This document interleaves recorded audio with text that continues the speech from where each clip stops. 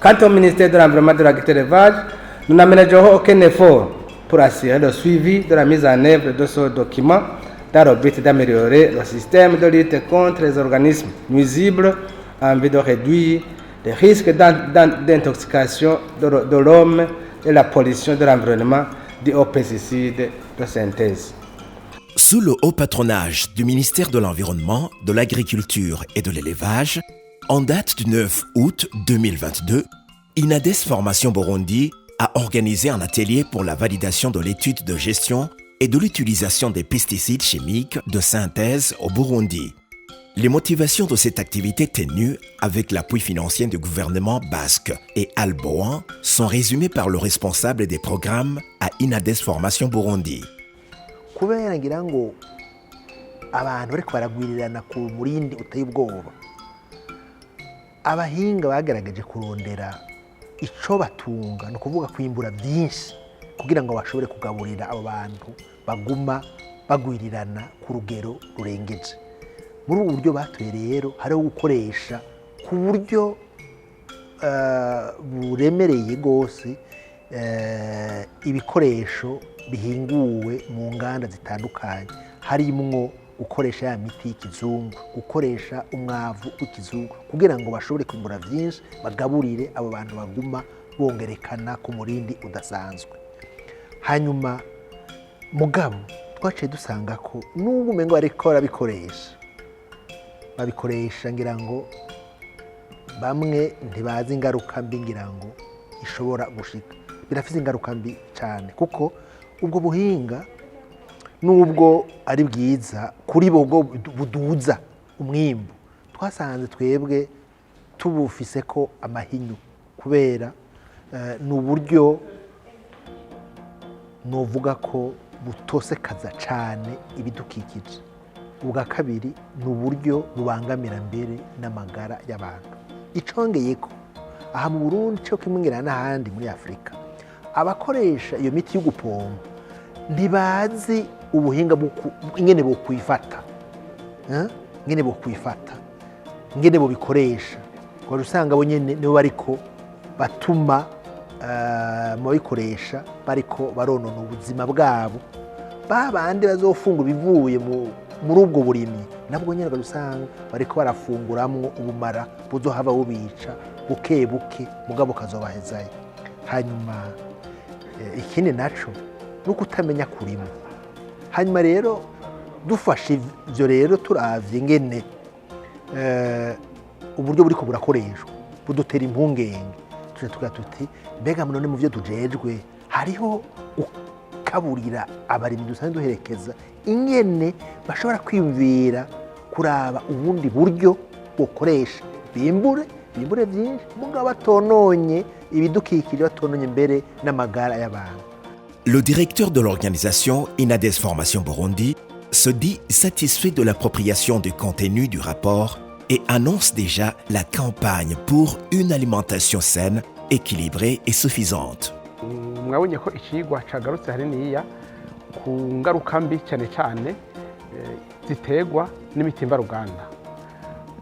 Ubu rero ko ikigwa cyamaze kwemezwa vyaduteye intege kandi vyadushimishije cyane. Ubu rero turaba ibizokurikira no guhimiriza abene gihugu, guhimiriza abarimyi, guhimiriza abafungura ivyimburwa,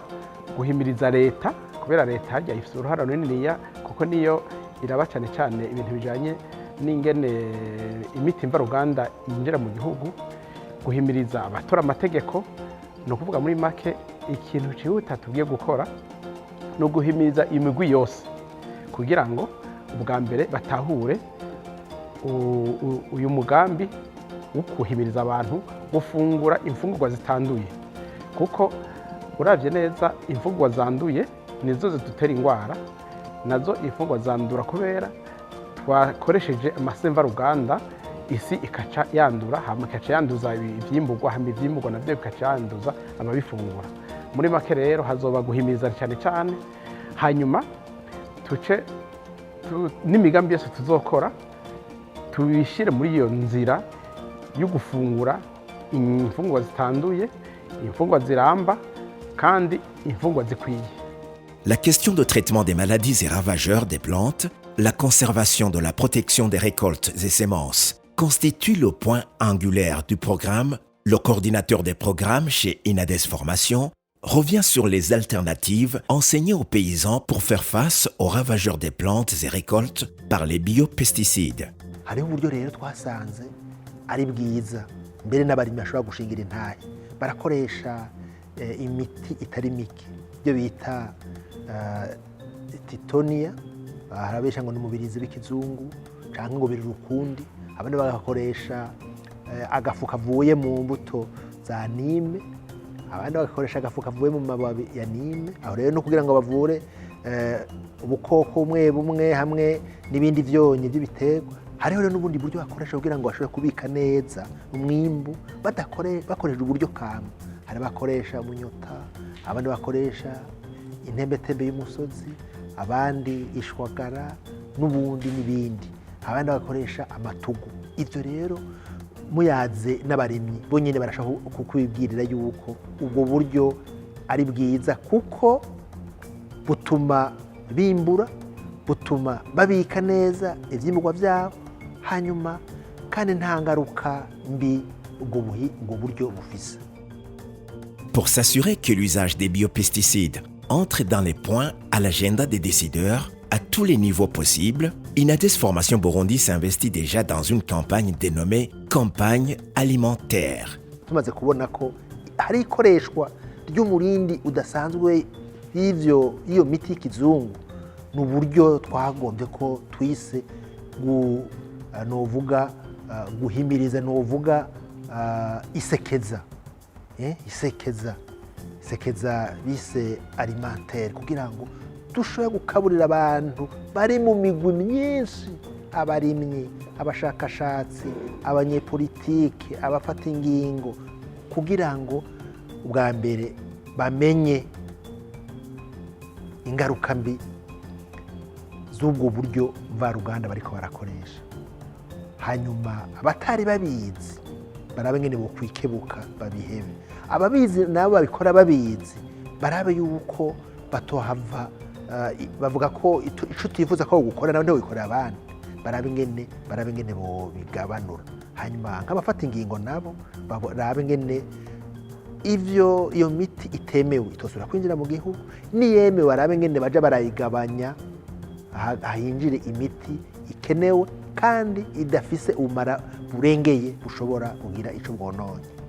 La part du gouvernement vers le changement des comportements agricoles et alimentaires voulus reste indispensable pour une implication de l'opinion nationale en vue d'une protection des sols et de l'environnement par l'usage des biopesticides.